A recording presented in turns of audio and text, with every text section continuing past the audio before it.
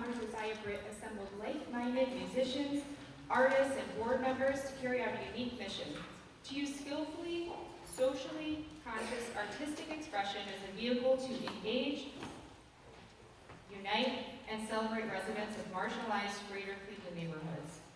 Since its inception, Collective Express has expanded from musical performances at basic needs community events to after-school music workshops, mural projects, and the My Dot period poverty campaign and menstrual health scene. To date, Josiah Britt and Collective Express have engaged with thousands of community members across Cuyahoga County through their programs. Recent accolades include performing at over 500 school programs, at over 100 interactive community events, and distributing more than 2,000 monthly My Dot period supply kits in Cuyahoga County. Today, Josiah will be performing a spoken word and music experience, the Seatown Crier, accompanied on piano by Adam Whiting. Please welcome Josiah Britt and Adam Whiting.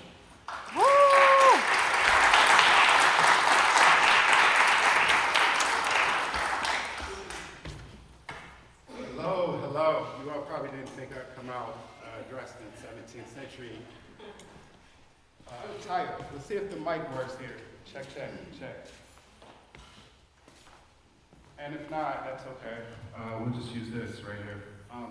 So this is a character. This is the Seatown Crier. Why the Seatown Crier? I believe it's the quintessential Cleveland product. That's because it combines classical music with theatrics in a rock star character. So we're going to take music that you all love and know, you classical music fans, I should say, and we're going to update it, but we're not going to edit it. We're just going to add to it to create a new element, a new experience.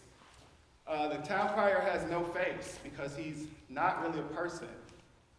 He's an idea. So, no further ado.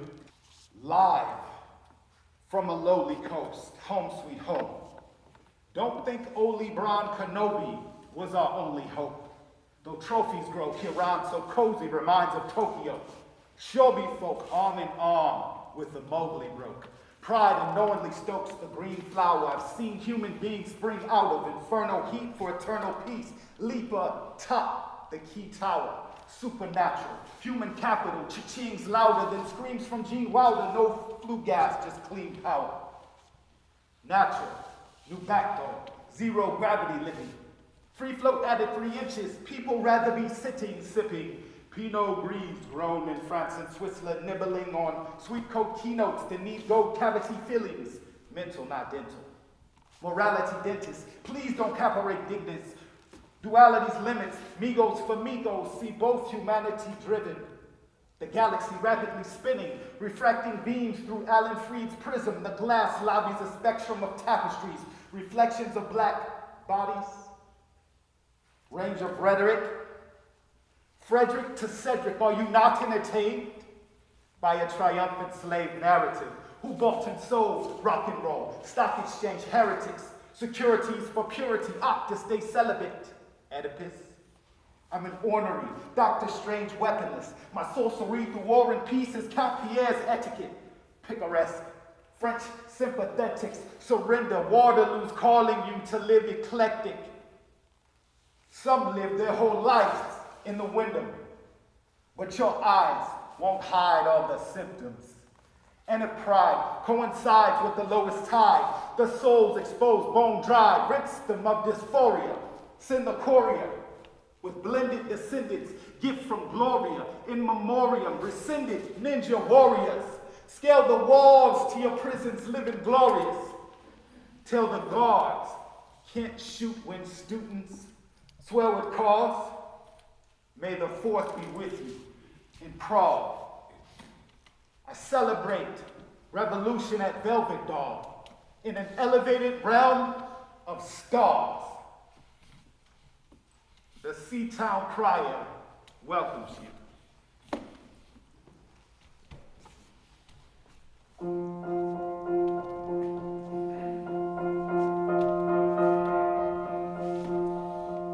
metamorphosis.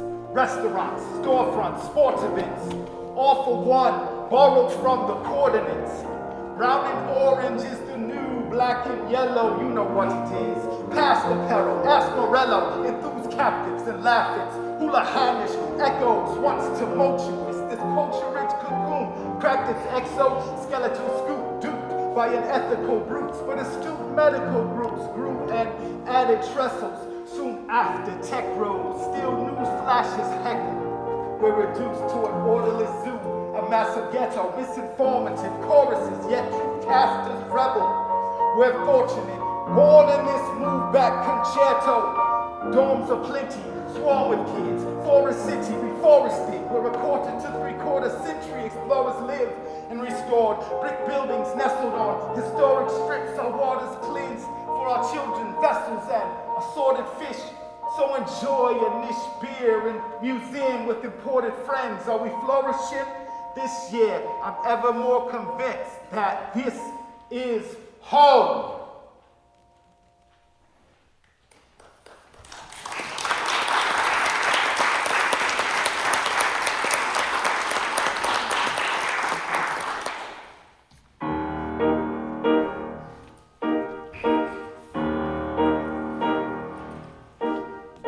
In its hands, what's the future hold for our dearest land? A crucible of today, puree, le soup de jour, our pains and gains, our truths and hopes. This fluid flows into human mold, still a continuous cast of youthful clothes. Though free to stop, let's choose to go to Olenberg and Van Bruggen toast. Life ain't all sweet, extracted stevia in academia. No crank the captain's medium, lacking helium. Paradise falls, cracks, Cleveland becomes your Paris by default. Only Swahili, Molly Cons, Goldilocks sleeps wrong. Be gone, catch the next flight bump. It's my flesh, my blood. We're gonna be alright. Left eye bumped.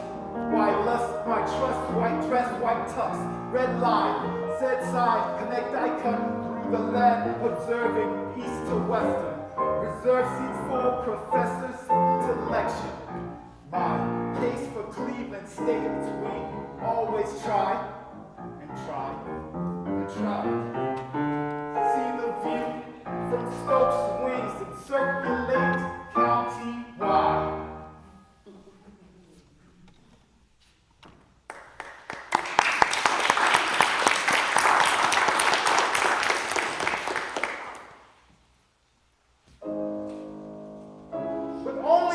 That easy.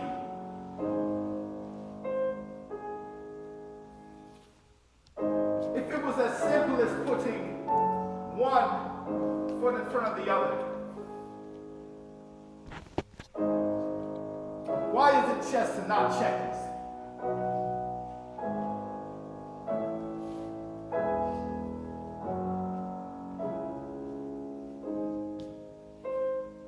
Block upon block, dismantled like a bag of Legos.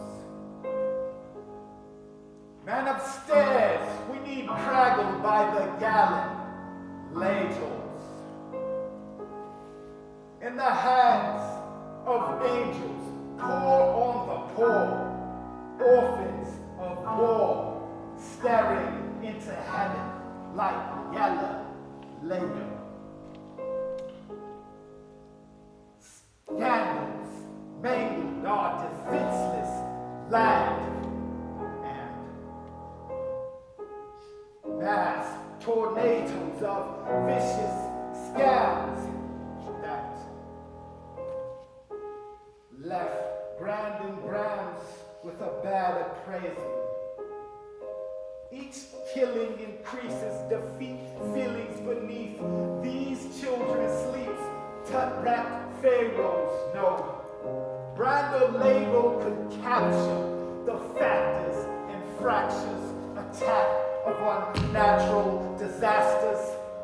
So what do we fight for? What's the first cause? My city sliced into psych wards.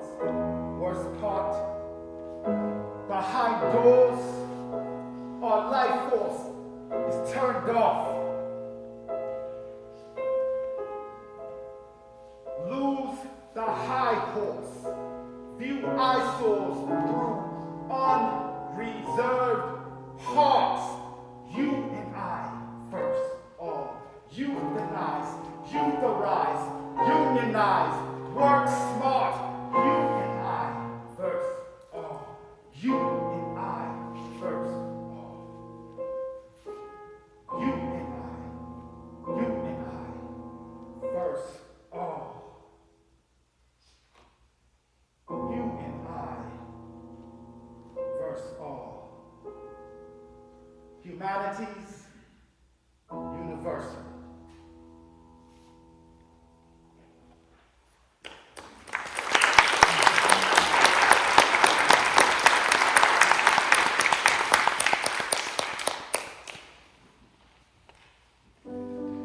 And now a last introspection.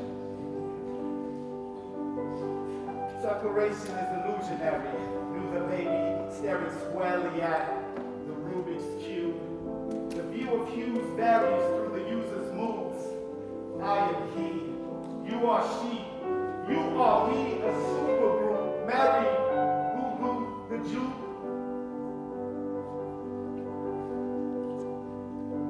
Together, as the future looms, but spare me, the do-to-do. Roosters choose a new tune to carry. I'm very canary for beautiful communal truths, very contrary to the whoop-dee-do.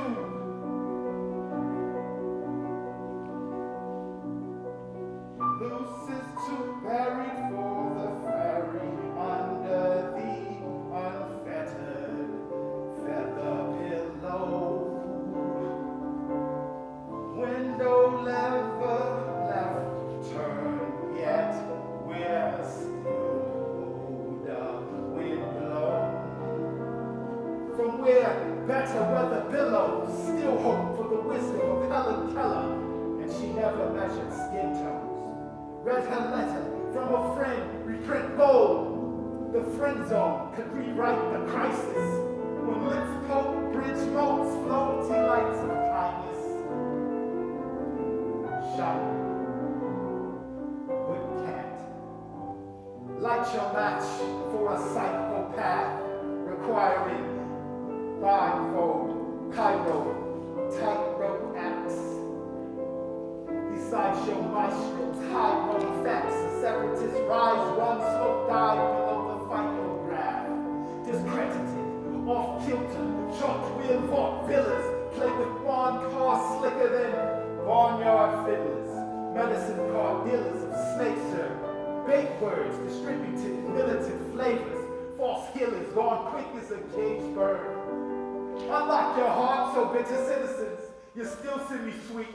The chip you nestles TNT, 1 degree of heat lifts the death toll, house Geppetto even sleep.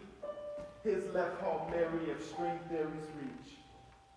So we wrestle in an innocence, only to bend the bench again, till you're flat on the mat, groaning for Skinner's discipline. Drawing on the visceral is critical.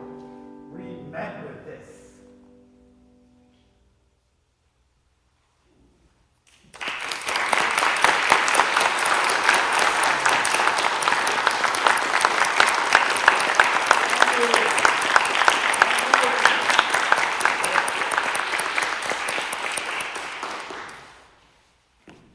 So, yeah, that's the Seatown Crier, everybody.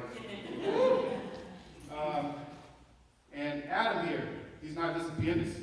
He's got a cool art community. The Brown Hoist building over in the St. Clair Superior area. If anybody's looking for a home to do art services, talk to this man right here.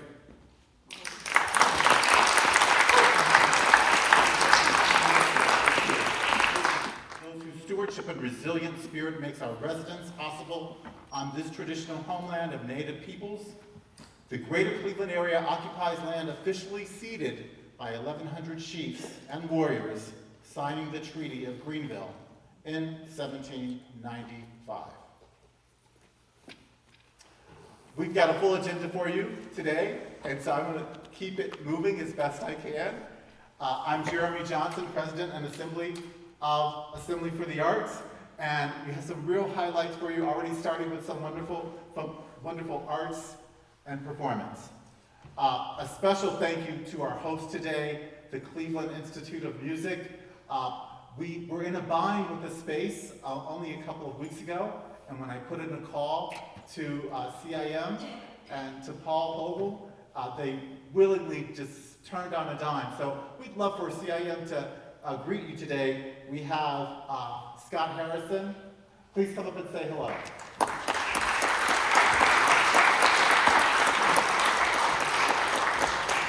Jeremy, we're getting used to seeing Jeremy at this podium. A couple weeks ago, he was the MC for our Luminaries Gala. It was one of our most successful ever, so I don't know if you're on the market for other organizations, but this guy's got the magic touch. I'm Scott Harrison, Executive Vice President and Provost of CIM. Our President Paul Hogle is traveling right now, but let me just say we are such incredible fans of Assembly and the work that you do to bring together arts organizations, to advocate for not just organizations, but individual artists and everyone who's part of this sector, because we believe at CIM we're all stronger when we work together. So anytime we can be helpful, anytime we can reach out and partner, anytime we can learn and grow, we're here and we're up for all of that. So it's just a real joy and a pleasure to have you all in our building. You know, many of you probably associate us with the academic year, when our students at the conservatory level, the preparatory youth level, our partnership program with Case Western are coursing through these hallways. The summer's a little different, but we have a lot of activity here as well. Speaking of partnership, we host many Chamberfest concerts. We're working with Cleveland, with Piano Cleveland this summer on the Cleveland, on the competition for young artists, the junior level, and an accompanying institute. We have national partnerships with organizations like the Sphinx Performance Academy, Sphinx organization being one of the nation's leading organizations devoted to diversity and equity in the arts, and we have a number of young, talented musicians who will spend their summer studying string instruments here. So there's a lot going on here in the summer as well, but this is just such an amazing highlight to have this energy in the building, to have such an amazing performance and just expanded eyes and boundaries of what classical music and spoken art and everything can be when it all kind of works together and mashes up in the most beautiful ways. So if anyone needs anything, please let us know, but we're just honored to be hosting and hope it's a wonderful meeting. Thanks, Jeremy. Thank you. Thank you, Scott. And incidentally, Adam, who was accompanying on the piano, is a CIM graduate, so yes. The legacy continues everywhere from this great institution. I always like to acknowledge the people that are behind Assembly, including our board of directors. Do we have any board of directors in the room? Would you raise your hand if I see any? Well, we always like to acknowledge them, and also we acknowledge our partners in this wonderful work of the arts, Cuyahoga Arts and Culture. Our members of the CAC here. There they are. Jill Paulson, Executive Director, and her whole team there. Welcome. And of course, artists and creative folks. And I do believe we may have a couple of elected officials here. The Mayor of Maple Heights, Mayor Blackwell, is here. Any other, thank you for being here. Are there other elected officials in the room that I definitely want to acknowledge, because you're going to hear from one of our, not elected officials, but one of our public officials will be playing a major role today in our presentation. Before I go into that, we have grown. Assembly has grown. I mentioned this at our last Assembly, but I do want to stop and pause and ask the staff of Assembly to stand. I think some are on the side will come out, because these are your contacts for Assembly. Absolutely. Thank you. Please don't sit down just yet. Deirdre McPherson, you're going to hear from later, our Chief Community Officer. We're being live streamed right now, thanks to Janita Blue, one of our newest additions working on our marketing and social media team. Valerie Schumacher, you'll hear from later. You're going to hear from Veronica Thornton, also consulting with us and doing community engagement work. Meg Matko, who was really one of the architects for all of our convenings and assemblies in community. And I'm sure I forgot someone. They're out in the lobby, our other financial staff, and Leandra Richardson, Abby Del Rio, and this is why you need to look, Melissa. Who did I leave out, Valerie? They're whispering off the stage. Let's keep it this timely. Our mission, sum it up. You've heard me say it 1,000 times. People are joking with me about this pie, expanding the pie of resources, not just from CAC, but from other sources as well. How do we expand the pie of both financial and other technical resources, and increasing the equity within the arts and culture field? We are staying clear to that mission, and that is really what drives our work every day. Both the three-legged stool that's part of it, and others that are part of it. What's the three-legged stool? You know this drill. Nonprofits, artists, and creative businesses. The three-legged stool. I want to thank all of you who participated in our first coming out party, Sparkle, the ball which was held May 13 at the Madison, which was an amazing way for us to celebrate and honor our supporters and to thank our donors. Many of you were there and you were all sparkled out. It was a great day, and we couldn't have done it without the donors who made it possible, without the artists. There were a slew of artists there, they're listed here, that were a big part of it, and it was really a picture of all of the arts sector, from artists to donors to institutions to just the general public that supports us. So thank you for being a part of that. We had special help from our event planners. Did I see them in the room? Where are you? Yes. I'm drawing a blank. Palmer Events Associates. If you need a great planner, they just did Pride this past weekend. They were incredible. I'm sorry to do a commercial, because once I get started, let's keep these things. At our last assembly, we discussed several things, and just to remind you, you mentioned the importance of maintaining our event schedule through Cleveland Arts Events. You talked about interest in reactivating public officials. We are working on that. We have our public officials breakfast on September 22nd. Mark your calendars, it's going to be a breakfast, and a location to be determined, September 22nd. And we also talked about the excitement for the upcoming Arts and Health Conference, which you're going to hear about momentarily. But before we go to that, because I'm changing the order, right, Valerie?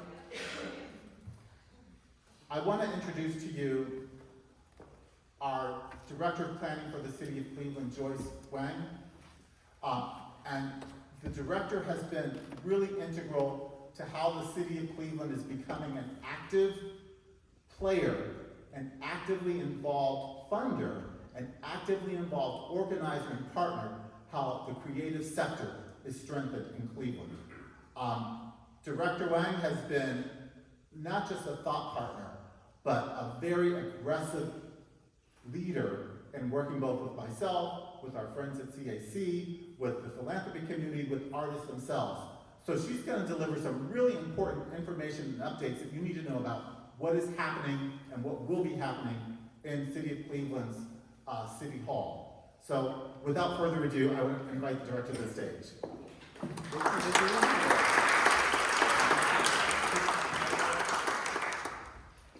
Thank you for the very warm introduction, Jeremy. It's great to be with you all today.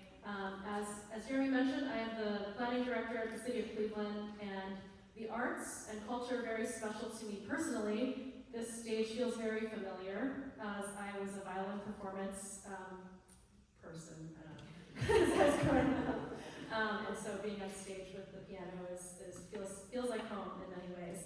So it's great to be with you. I'm here just to provide a quick update on how the city is working towards integrating the arts, culture, and creative economy much more into the structure of what we're doing. So the two updates that I want to provide for you today is the Transformative Arts Project Fund, as well as the Senior Strategist Arts, Culture, and Creative Economy. And so without further ado, I'll just jump in and share a little bit more about some of the key ways that the city is trying to jumpstart and activate and integrate much more of the arts, culture, and the creative economy. Last fall, you likely heard the news that City Council, in conjunction with the city's administration, approved a $3 million allocation of ARPA funds towards activations in our neighborhoods. And so this is the ordinance that was passed. Ultimately, the idea behind this is to see transformative arts projects in our neighborhoods, specifically what we call arts deserts, be activated in the City of Cleveland's boundaries. So this ordinance authorizes the planning director to disperse these funds over the course of 3 years. We have to expend them by the end of 2026, as that is the federal deadline for the ARPA funds. And really part of this is establishing a structure to help guide the decision-making of those funds, because I know that simply I am not the lone person that can or should make the decisions on how those funds should be dispersed. So part of what we did was we created a selection process to identify committee members through an application process. Some were mayoral appointments, some were city council appointments, and officially submitted a memo to the mayor's office.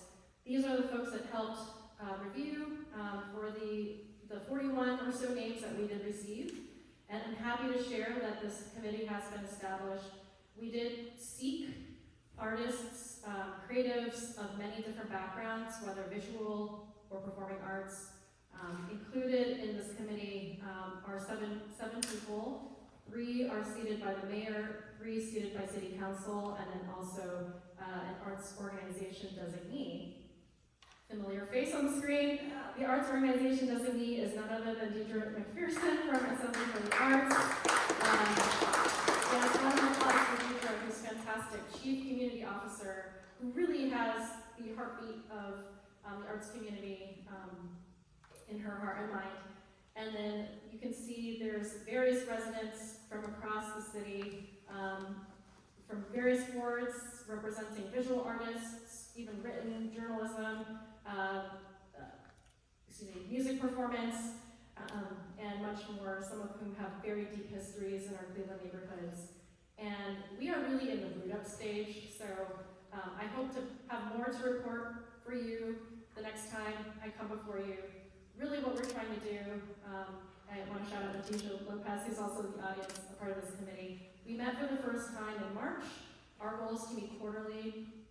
And in March, we were really trying to set the framework for these grant opportunities. We've talked a lot about what does it mean to see activations in our neighborhoods, whether visual or performing or other. I think one of our goals is to see leave behinds in our city, so something that leaves a permanent mark in the neighborhood, but open to many types of activations. And there was a lot of discussion around how to create an opportunity with this seed funding to create more sustainable and ongoing arts activity in our neighborhoods. So those are some of the key questions we're wrestling with. How do we really use this as an opportunity, not just a one-time, infusion of arts funding, but how do we continue it into the future? How does it become the gift that keeps on giving? So those are some of the questions we're working with. We hope to have guidelines as well as an application out later this summer, and I know that our committee is meeting soon to discuss those things. Here's the update. The application is not yet released, but certainly through the communications from Deidre and others on the committee, the world will know when those applications are released. Did want to give an update about the senior strategists for the arts, culture, and the creative economy. While we have had active public arts staff in the planning department, there has not been a mayor's office level personnel to help guide the city in this work. And so thanks to many folks who added to the thought partnership, including Jeremy Johnson, including Jill and others in our community, we have a very robust job description for this person. It's like the do-it-all person. But what I'll share is that really the true North Star for this person's job in the next 2 years is to answer the fundamental question, where is the home for the arts, culture, and the creative economy within City Hall? So structurally, where does that fall? Is it a department? Is it an office? Ultimately, I don't think it's permanently in the mayor's office, but it has to have some sort of sustainable, role moving forward that can withstand political changes. The other aspect is strategic planning, so really understanding what is the role, the additive role that this person can play within City Hall to the arts community, complementing all the work that you all do. And one of the key factors that we really do want to hone in on with this particular position is the emphasis on the creative economy, because we know that creatives are not just creating beauty in the world and speaking truth, but there is a whole economy behind the work that you all do. And that is a huge part of our economy here in the city of Cleveland. And how do we begin to set the foundations to network those things together and to really have that robust economic feature of our city? So while I'm happy to share more about the job description, I was hoping to have more news, announcements to share with you today. We are not yet ready to share any news, but please trust that we are working expediently and urgently to make sure that we have the right person in this role and on the timeline that's needed to ensure the right process and all of that moving forward. So I had spoken with Meg. I was hoping to have some good news. The news is coming, and I will share with our group as soon as we do have something. I would be happy to do some Q&A. I have about 5 minutes. Thank you for the question. So the question was about, are there priority areas for the Transformative Arts Project Fund? Really, we are quite open. Part of our discussion was we want to see what people come up with, right? Part of our challenge is not limiting the fund too much while also being specific and focused. I'll just say the end goal, like our portfolio at the end of 2026, is that there would be neighborhoods that have not seen arts investment have new infusions of whether it's visual art or arts activities, and I know that's very broad, but if you can imagine, areas where we know artists live, we know that they're active, but just need a little bit of a resource to really activate our streets, our neighborhoods, our neighborhood galleries, what have you. Those are the types of things that we're looking for, and we are working with the committee to really define that. So you can see how the challenges, we want to be broad enough but also focused in the request. I would say activation is the key word, and transformative is the key word, and also sustainable. And those are going to be the key criteria for review. Any update on the Great Lakes port cruise structure, like the cruise ships? Thank you, Mr. Thomas. So Mr. Thomas has been really active in providing feedback and really big ideas about the lakefront and the North Coast. In particular, many of you know that we have started to receive many more cruise ships at our Port Authority. So the cruise ships come and pull up to the area between the Port Authority and the Brown Stadium, and the anticipation is that those cruise ships will multiply as people begin to discover the Great Lakes and tour the Great Lakes on cruise ships. And sort of the idea that Mr. Thomas put forth was a larger Great Lakes excuse me? Yeah, sort of like a branding and marketing strategy on all of the institutions on the Great Lakes, our side of the Great Lakes on Lake Erie. Unfortunately, do not have much more news to share beyond the idea that the cruise ships are, trying to multiply in their business. We are actively planning the North Coast Lakefront right now in a master planning effort, and that master planning effort will really guide the public realm on the North Coast and how we can include our whole history on the lakefront, not just certain parts of our history or how it's active now, but really how can we include, whether it's the indigenous history, the African American history, the Asian American history on the lakefront, into something that is really 21st century for our city. Also, the Global Innovation Health Center, could that be a dual purpose, be the starting point? So the building you're referring to, the Global Innovation Health Center, will be converted into the convention center. So it will be adding onto the Huntington, what is now the Huntington Convention Center. And so, yes, I think it's an interesting idea to kick around, and I think part of our goal is to entertain these interesting ideas and try to pull them together. Okay, we have one more question. Time for one more question. Hi, thank you for being here. I'm Suzanne Siebold with 216 Gallery, and will there be a priority for our youth in the arts? For example, a partnership with CMSD or additional opportunities for youth to participate in public art projects? Thank you so much for that question. I think that was a big point of discussion in our Transformative Arts Project Committee meeting when we met in March. And the Chief of Youth and Family Success, Sonia Pryor-Jones, and I have been in communication about what it looks like. Again, artists bring value in the way that artists can address some of our most entrenched issues in our city, right? There's a creativity behind problem solving in our neighborhoods, and I think one of those areas is how do we activate and integrate our youth into our neighborhood development? And so that is an active discussion. I also think that there's room for youth, the arts, and violence prevention in our neighborhoods as well. And that is actually the topic that we've been discussing, is how can we make a proposal or use some interesting interesting use of funds around that topic. And if there are artists out there who want to make a proposal that addresses youth, violence prevention, neighborhood development, we will certainly entertain those proposals for the Transformative Art Project. Thank you. Thank you, Director. We appreciate it.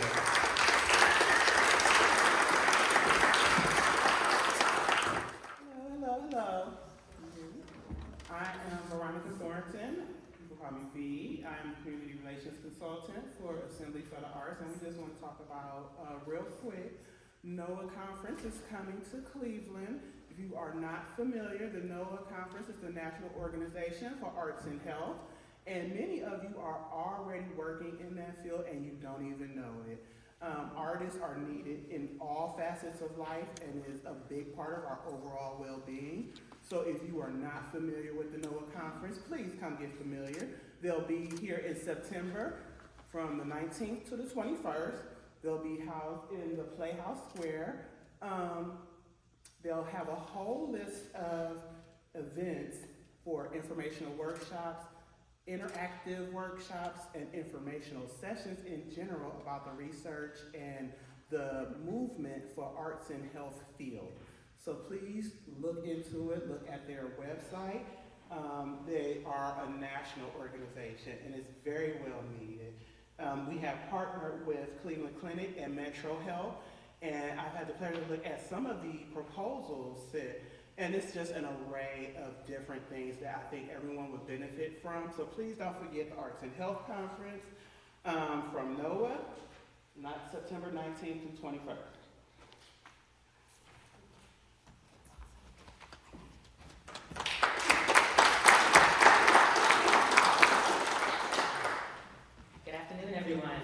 Again, I'm Diva McPherson, and I wanted to talk to you a little bit about some upcoming work around our support for artists. As you may know, at the Cuyahoga Arts and Culture's recent board meeting, they awarded Assembly for the Arts with $20,000 to commission a study for us to learn what's the best strategy to fund individual artists in Northeast Ohio. There have been a number of different approaches over the year, and we're thinking about how to advance that work. The voices at the heart of this research will be the voices of artists. So we'll be convening a series of listening sessions, focus groups, really to engage the visual and performing artists, the creative economy, to learn how to best fund individual artists from both a project support, so for specific initiatives that artists have, but also unrestricted or flexible funding, which is also essential for artists. So we'll be working with a research partner. We're currently we have an RFP, request for proposals, out, and we'll be selecting a research partner to collaborate with and hosting a series of listening sessions in the months ahead.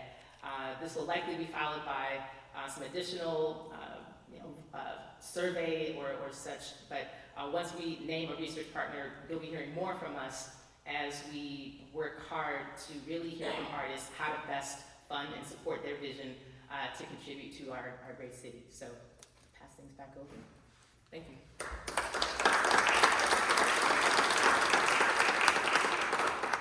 I get to stay here now.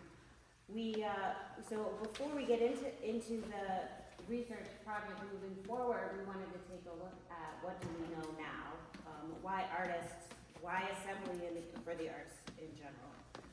We have a tool, we have a number of tools that I'm gonna go over with you, and I'm just gonna flip to my page really quick. So the first item, we wanted to really celebrate the work that came out just a month ago, I believe, that announced that Cleveland is still among the top 20 most vibrant large arts communities in the country in 2022. So great job, all of you.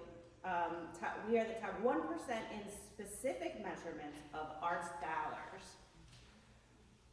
What does that mean? Arts dollars rankings was comprised of 4 sub-measurements. Those measurements were program revenue, contributed revenue, total expenses, and total compensation.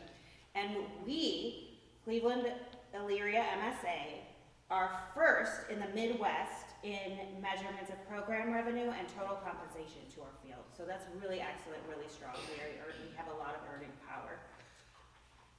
This comes from SMU Data Arts, which is a survey of nonprofit organizations who voluntarily report financial and programmatic data through the cultural data profile.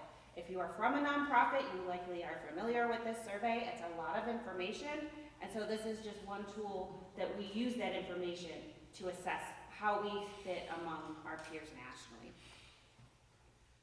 Our second data set is a little bit different, and it comes from MZ Data, which stands for Economic Modeling Specialists International. I know that is a mouthful. But they have comprised what are called NAICS codes, North American Industry Classification System. So prior research, both nationally and locally, have used these industry codes to assess economic impact. CV Suite doesn't talk about overall impact, it merely talks about what does the sector look like now? What do these industries combined look like in terms of employment, in terms of earnings, and in terms of a number of other metrics. So the most recent data set comes from 2021. And again, I just want to mention that this is inclusive of all of the industries we saw on that field, and if you're curious about what those were, because I know they were very hard to read, we are happy to provide that afterwards. So this shows the trend of how much people who work in these industries combined are compensated. So we saw a gain of 166.8 million, which is 9% in 2021. This is an aggregate of compensation including wages, salaries, supplements, and proprietor earnings. So things like the Paycheck Protection Program and other relief programs might have affected this information. So we're just gonna have to wait and see if the excellent work that the city and the county and other government sources did is sustainable and where we are next year when the new data comes out. That made up, that total earnings was made up of 32,634 jobs. And if you average all of those out, the average annual earnings per job was 52,547. And really looking at the industries with the most jobs, I think this is critical to what Deidre was just saying in supporting an industry. This does not cover all artists. This is an industry of artists. Industry information includes, for example, a worker who is not necessarily a creative worker, but works in that industry. So for example, an accountant at a cultural institution. Independent artists, writers, and performers are thought of as one person, but if you think of them as an industry, they are creating 5,640 jobs. That is over double the amount of the next highest job industry. Looking closer, we see that they have the lowest of all 65 industries of earnings per job at 14,622. And they, because of their size though, they're the seventh highest overall earnings because of the number of them. So when we think about why artists and why these funding programs are so important, if we imagine what improving the value people place on these artists and then improving the compensations that these artists are receiving overall, imagine the earning power that our communities could have. And thinking about overall competitive rates, these are just a few of our national competitive advantages. So any number over 1 is good. It means that you have more jobs that are earning more money than others nationally. So our highest here are greeting card publishers, news syndicates, books printing, promoters, radio networks, and museums.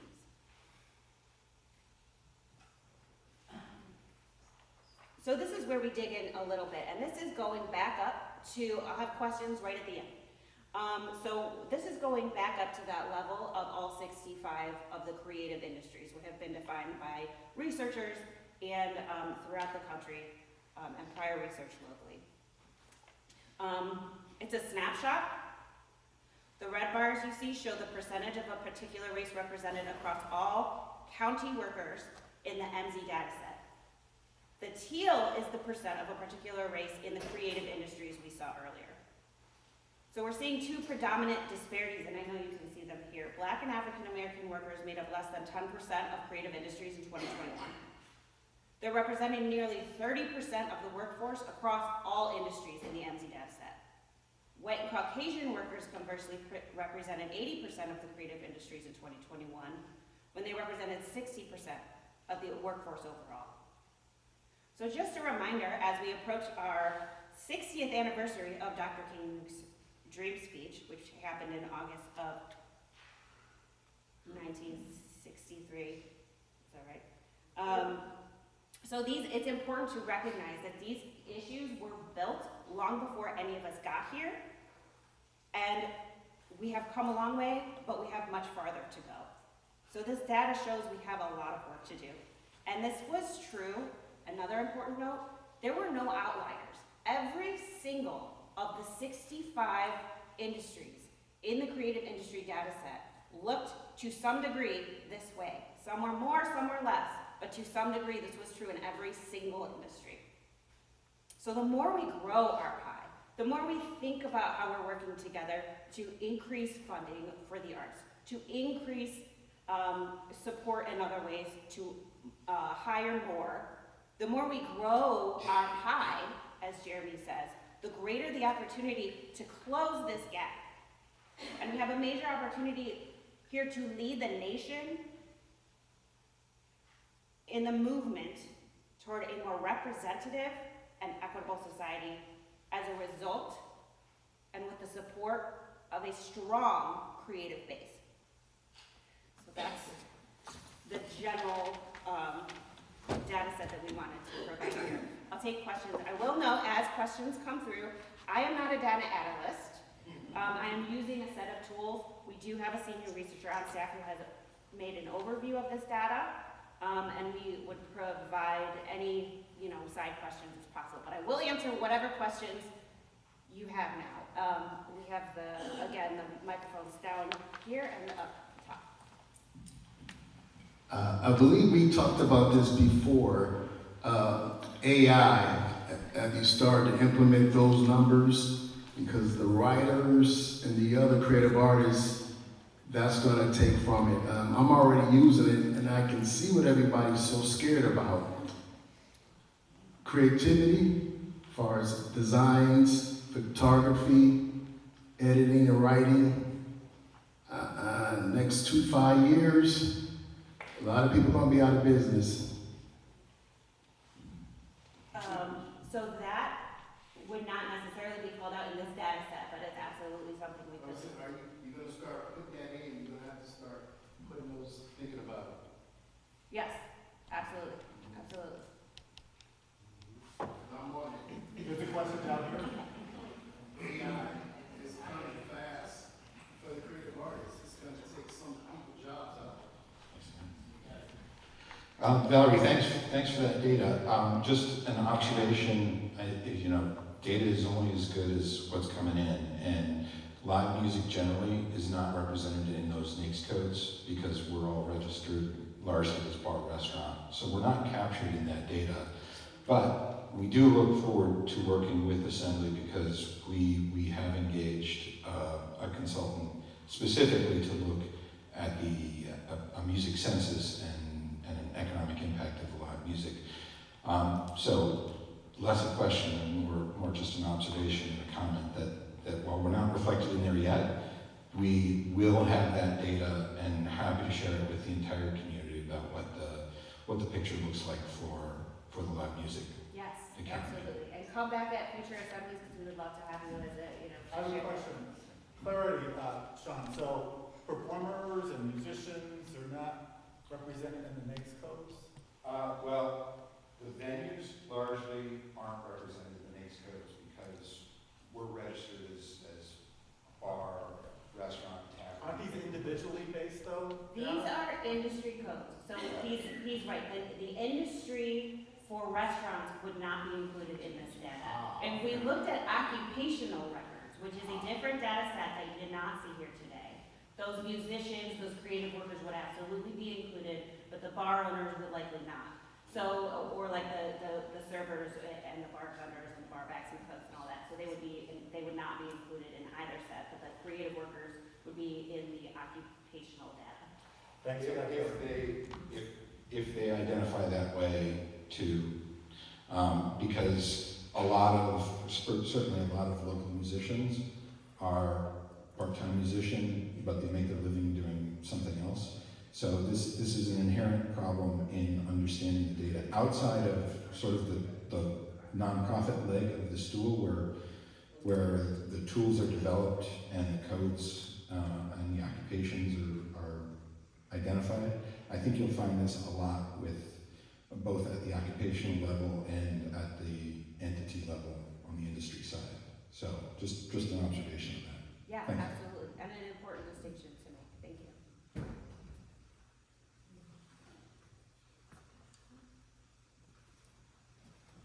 Yeah, this will be the last question. We'll get into some more supportive work coming up. Hey there, and also thank you for that. So that bar graph highlighted disparity significantly. I wonder, is there a way to show any change in disparity over time? It would be great to think that we've made any progress at all. I have done that and I have to say it was not final, and it's not something that I think Assembly would be ready to publish, but there has not been much change, no. In the last, at least as far as the 2011 data, there has not been much of a change. And this is 2021, so this is after, a number of years after the Black Lives Matter movement, probably I think about a year after the murder of George Floyd. So the numbers, it needs to be an intentional move towards hiring more diverse workers. And particularly in the Black and African American community, because you saw this did represent a number of different ethnicities. So there is a specific divide in Cleveland's community, in Cuyahoga County's community, that's very apparent. Thank you.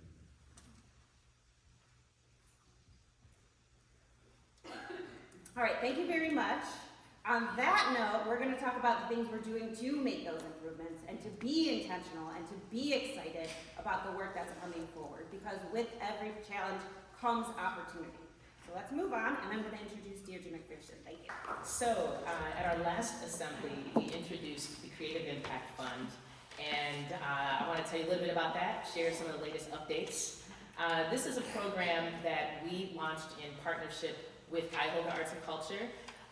The Creative Impact Fund, it's a support for artists re-granting program.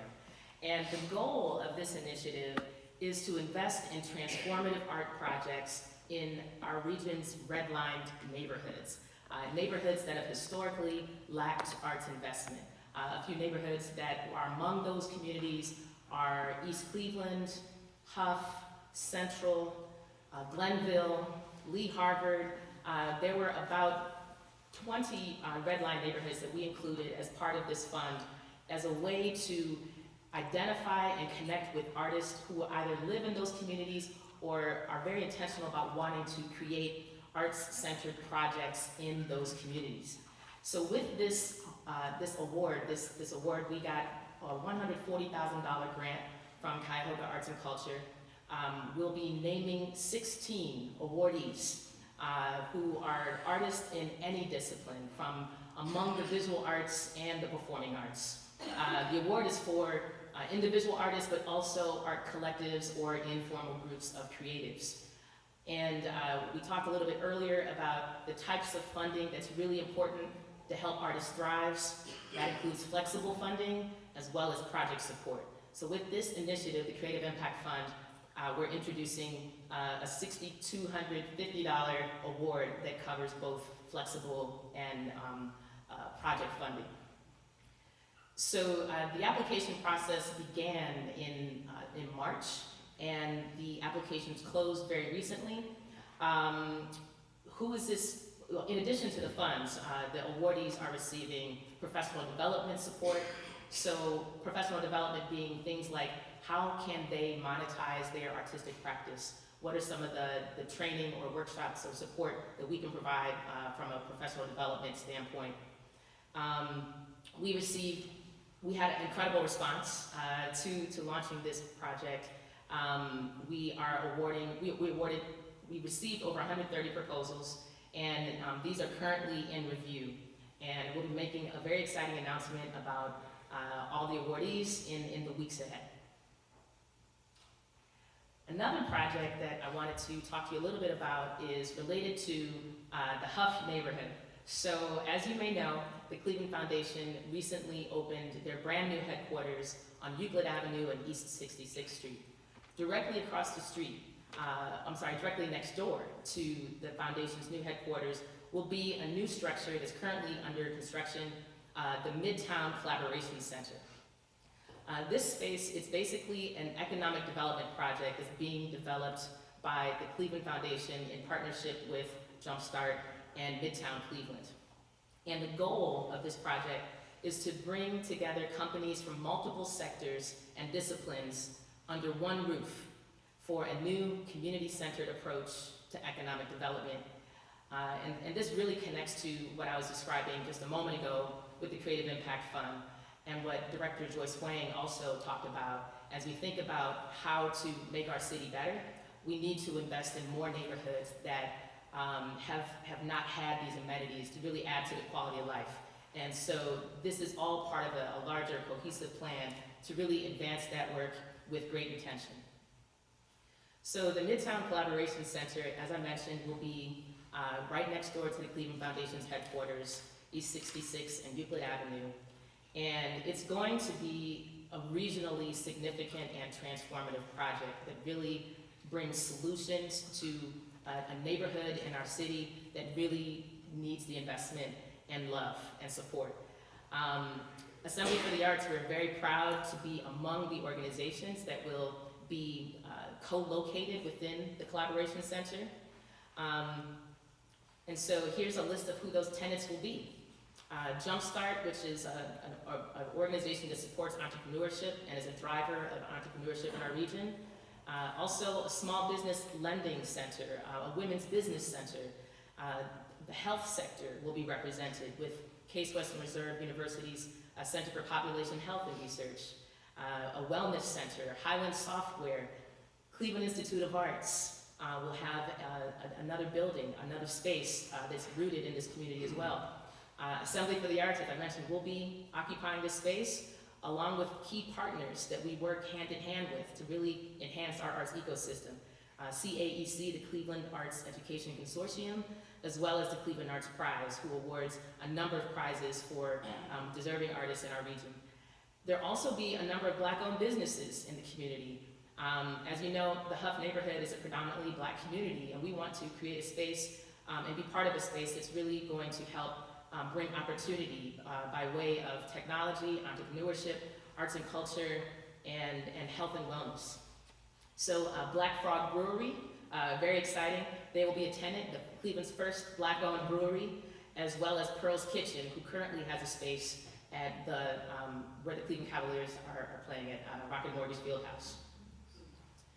So while we've broken ground on the MCC and we're aware of all the partners, we've already gotten started doing some work on the building with the Cleveland Institute of Art and Midtown. Just this past spring, I had an opportunity to partner on behalf of Assembly for the Arts. I had an opportunity to partner with Midtown Cleveland as well as the Cleveland Institute of Art to work with a class of students who are designing a mural for the Midtown Collaboration Center. Many of the students hadn't yet visited Midtown or weren't very familiar with the history of the Huff neighborhood. So we spent a day together touring the neighborhood, this class of students from CIA, our friends at Midtown, and we really got to know the residents and the community so that the students could take what they learned to create a community-informed design for the mural. It was a really powerful community engagement experience. Our partners at Cleveland Institute of Art, we're so grateful to them. We have Catherine Heidman, Director of CIA in the audience with us, as well as a current student, our awesome intern who's from CIA here. But we spent the day, these are some images from the day we spent together visiting Huff landmarks from League Park. Here they're images of the students listening and hearing from residents about what does the Huff community mean to them. And so it was a very powerful day. We had a number of opportunities for residents of the Huff community to see the various designs that all the CIA students created. There was a class of about 20 students. Each one created their own design on what they envisioned for the building. And we selected an awardee, and once the building is complete, that CIA student will have their work represented on the building, which is very, very exciting, a huge learning opportunity for that student. And also, I'm really proud that we're able to include the art of one of the residents, one of the budding artists who resides in the Huff community, who's really been a young man named Lamar Abner, who's really been a champion for the community. And so his artwork will also be represented on the building alongside CIA. So just wanted to share that update and invite you to follow our progress. Again, this will be Assembly for the Arts Future Home in 2024, and it's really a powerful opportunity and model that we hope can be replicated throughout our region when we think about neighborhoods that really need investment and change. And so now with that, I'm going to pass things back over to Jeremy, but I'm also happy to take, if anyone has any questions, as Jeremy makes his way up. All right, thank you, Jeremy. Thank you, Deirdre. We have a great asset in Deirdre McPherson in Greater Cleveland. Thrilled that she's a part of our team. She mentioned in passing that we have an intern from CIA, and I was remiss in not mentioning Key, right? Please raise your hand. As an intern, and we need all of you who don't have interns, get an intern. I really encourage you to get an intern. And part of our youth development and how we make Cleveland more stickier with artists and creatives are jobs and early jobs. So now let me get to one thing that you probably all are asking. Whatever became of that tax levy, Jeremy? You haven't talked about that. It's still in the works. Just to refresh your memory, Assembly for the Arts and our sister organization, Assembly for Action, our lobbying a sister organization, a 501c4. We have been working the last year and a half with Columbus, your legislators in Columbus, both in the Senate and the Assembly, to have them provide the permissive language so that Cuyahoga voters can go back to the polls and recommit to serving and supporting arts and culture. As you all know, 1,000 times it's been said, we are really blessed with Cuyahoga Arts and Culture. That organization, CAC, is the mechanism for this tax levy through cigarette taxes. Through our work with the legislators, we've been successful in getting their permission to expand how we do the taxes and to expand the tax beyond cigarettes to vaping. We are now working with the tax department of the state to make sure that everything, our I's are crossed and the T's are crossed, so that we can be ready to galvanize our community and raise the funds for a massive public campaign. And it's no secret to you all in this room that we need to be unified and we need to be transparent in how that will work. That work is still to come. I think I can say, and my partners are here in the room, that it's likely that that ballot initiative will not happen this year. I don't think that's been said publicly, but I'll just go on record as saying it's not going to happen this year. But we have time to, again, finish our work with Columbus so that we can be ready for possibly next year. To remind you all, the tax support that CAC is getting now will expire in 2027. And those dollars are dwindling. We all know, fortunately, we're a healthier city, fewer people are smoking, but with that being the only source of income for CAC, that will work. I want to make sure we get some other questions, but we'll get back to you, Mr. Thomas. Okay. Yes. Yes. So, thank you for having the unified voice up there, and you had the red stool up there earlier. Not going to be surprised that my question is directed at whether there will be a conversation about how money is allocated as part of the effort to get a unified voice. We saw through COVID and through the work that we had done nationally on Save Our Stages, but more importantly, locally at the county level, through CARES Act funding for the arts and ARPA funding for the arts, that we were able to find funding to address all three legs of the stool. I understand there are legal restrictions on the distribution of money, but I also understand that we have overcome those by using intermediaries, and we had a good example working with Assembly in funding both individual artists and creative businesses. So I guess saying publicly, we'd love to be part of that unified voice if we are part of that unified effort on the back end, and would love to know your thoughts on how we engage in that conversation ahead of being asked to go to the ballot to decide whether to increase, because I believe the increase will take the pool potentially from where it is now at about 10 million up to 20 million. I would love for the pool to get that large, and I would agree that we could use this time to talk about and to figure out within the legal restrictions, and there are a lot of legal restrictions in the mechanism that was set up for the ballot. I'm looking here at Jill, who's just three rows behind you, because we are CAC is the state authorized organization, but they can work through nonprofits. The biggest thing, though, I want us to remember for right now, and this may be lost on everyone here because we want to support artists and nonprofits and creative businesses, but the only way to get to the ballot, and much like our wonderful partners in Metro Parks, we need this campaign, so we do need to rely on, again, Sean Watterson, who just spoke. I hope many of you know Sean Watterson, one of our leaders in our music industry here. We need to rely on all partners to have a unified voice. I want to say that we can find ways that we can do this campaign that will satisfy and that will encourage all of us to be around this. And while I'm saying that, I want you all to know that Assembly is looking at we're turning over every single rock we can to strengthen all parts of that three-legged stool, such as the city, such as other parts of the county, parts that are the cigarette tax and beyond that.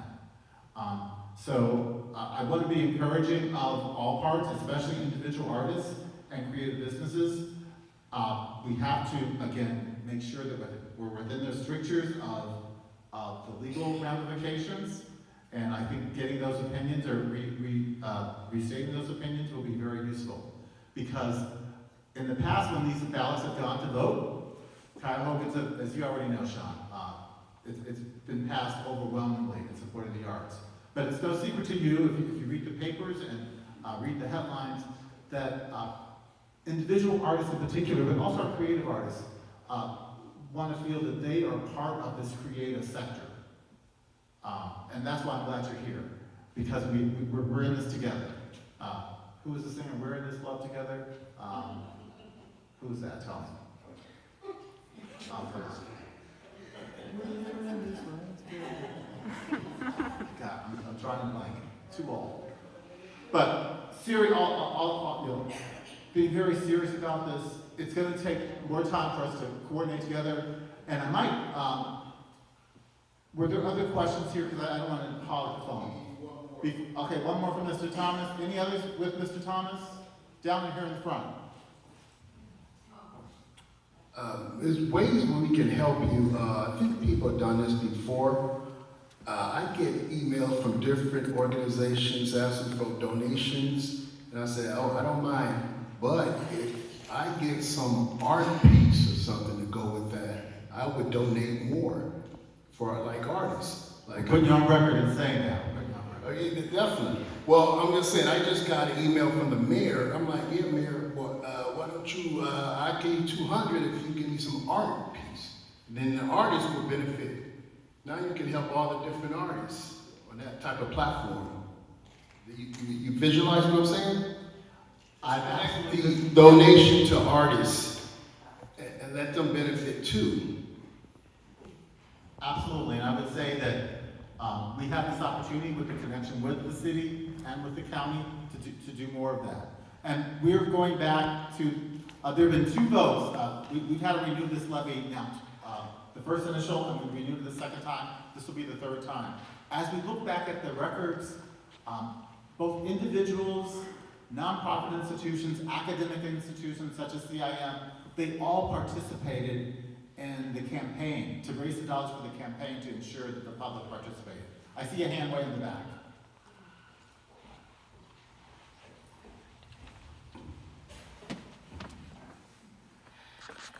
Hi, it's really great to be here today. I'm December Rose, and this is an FYI actually. So, as far as that, we're in this love together, it's Al Jarreau. Thank you, Al Jarreau. Who I saw at Blossom Music Center way back in the day. Yes, Mr. Harrison. You know, I'm curious, in terms of the opportunities for public support and expanding the pie, and recognizing it's getting close to dessert time when I say that, but I worked in Detroit for a number of years, and I was there at the time of the successful millage when the DIA renewed the public support to the tune of many tens of millions. And that was a 3-county effort, Wayne County being the core county where Detroit is, but also Macomb and Oakland County. Are there opportunities to, because I've read about this relative to the Browns, and there's more conversation now about, well, if the users of the stadium and the footprint of the urban area is expanding beyond Cuyahoga, yet the support is expected all to come from Cuyahoga, there's something a little imbalanced there. Do we see opportunities? Are there chances to reach beyond Cuyahoga in terms of the sense of how the pie could be expanded? I'll share with you a secret. Part of our having lobbyists in Columbus, they ask quiet questions of legislators of what could be renewed and what could and couldn't be done. And the quiet answer was, let's stick to Cuyahoga County. But don't repeat that, because I don't want anybody to know. So, I mean, we've asked those questions, Ohio is a very political state, and everyone here should be politically active. You should know who your legislators are, because we've got a lot to fight for. I won't go into detail right now, a lot. But our lobbyists, they've asked questions of those on both sides of the aisle, those who are influential, and feedback is, let's stick to what we've got here right now. I'm not going to keep us long because the pie or desserts are waiting. But I do want to say congratulations to those of you who were recipients of the latest National Endowment for the Arts winners. They're here on your screen. Some of you are in this room. this is always a wonderful housekeeping seal of approval of those in our region who are gaining national support from the federal government. I'd love to see this list expand. I'd love to see these numbers to be bigger, and we really appreciate those of you who work so hard to win these very competitive awards. I believe my team is saying we've come to the end. Are there other discussion points? Again, we've been recording this session. We take what you take seriously. I do want to acknowledge in the room, as mentioned earlier, Cleveland Arts Prize will be co-locating with and Cleveland Arts Education Consortium. Judy Ryder is here. So we literally are going to be in the same room, and feeding off of each other, both currently now, where we are on Superior Avenue in the Superior Arts District, and when we move to that Midtown location. Yes. Hey, my name is Eric Easy Floyd. I am the social media manager at Cleveland School of the Arts, and I also have a marketing agency and a nonprofit. But mainly my work is with the youth. And my question is, how do we provide creative working opportunities for our youth instead of them working at Taco Bell, McDonald's, those type of things? How do we get them working in their field, doing the things that they love to do instead of trying to rely on other ways to, have some money? I love that question. It mirrors a question you had earlier. Our youth at summer jobs. We're working right now with a group called Studio Institute, which is providing summer institutes for college level, Deirdre's nodding. But we need to expand that. And one reason why I want to acknowledge Judy Ryder and also our friends at CMSD, Cleveland Metro School District, their current arts lead, Jeffrey. So we've got to galvanize around job opportunities in the arts, creative industries, both nonprofits, for-profits, and for youth. Assembly, hasn't been the center of our work right now, because we really want to lean on those who are doing this work more intentionally. There are youth job programs here. I don't know, maybe Letty knows more about them at Julio de Burgos. But I saw on my previous job in New Jersey where we grew summer job programs, and we made sure arts culture were a big part of it. And that's already linked, and I'm looking at Asia, who's done work around this. It's linked to a lot of things. I mean, positive outcomes for kids. Arts education is so important. And so I don't have a one answer for you. I have many answers. But I think part of it is, how do we link to folks who are already doing this and making sure that arts and culture are part of this? Whether that's CMSD, whether that's the city or the county summer jobs program, some CDCs. I see Asia nodding. We're going to be leaning more on you, Asia, I hope in the times ahead. But there are many smart folks. I'd love to talk to you afterwards. This is really close to my heart, that we look at arts and culture in this industry, not just the adult side, which is really big, but how does it connect to the formative years? Absolutely. Thank you. You're welcome. Yes. Hi, my name's Bonnie, and a lot of us might have some really good ideas, or we think they're really good ideas that we would like to submit to be considered in a conversation. And is there a way that we could, an email or a contact person where we could submit our ideas and then they could be sorted out to go to the right group for further consideration, especially if we're not directly, tied in with any of these organizations, but we're always thinking. Let me give you an email address. It's not on the screen, but I know it from heart. It's info@assemblycle.org. That will come to our team, and we certainly will take that seriously and make sure it gets to one of our team members as we're looking at things across the land. And here, the last thing on my screen, our upcoming events, everything from how we're working with land banks and space issues. We had a session on that recently. We've got another one in partnership with Clevelot. Some of you are familiar with their work. June 20th, Juneteenth with Black Tumba. I'm not going to go through all of this, but I encourage you for more intimate conversations, you can always come to our Arts and Culture Network Night. We have multiple versions of that. We do that in partnership with Cuyahoga Arts and Culture. I already mentioned our Public Officials Breakfast, September 22nd. Who should we be honoring on that day? Talk to me after the meeting. Thinking about that. Revision, October 13th, guaranteed basic income. Meg mentioned the importance, or Williams Valley, the importance of artists being paid what they're worth. But also certain cities are looking at guaranteed basic income, including Cleveland, among other cities. I'm hearing the mayor's office is studying this very seriously. So please show up for that in October. And again, more Arts and Culture Network nights. We have a few minutes left, and I want you all to have time to network some more. So unless my team has other information for me, we're gonna allow you all to network, grab whatever, some refreshments. There are still refreshments outside. Thank you for being here, and have a safe and healthy June. Thank you.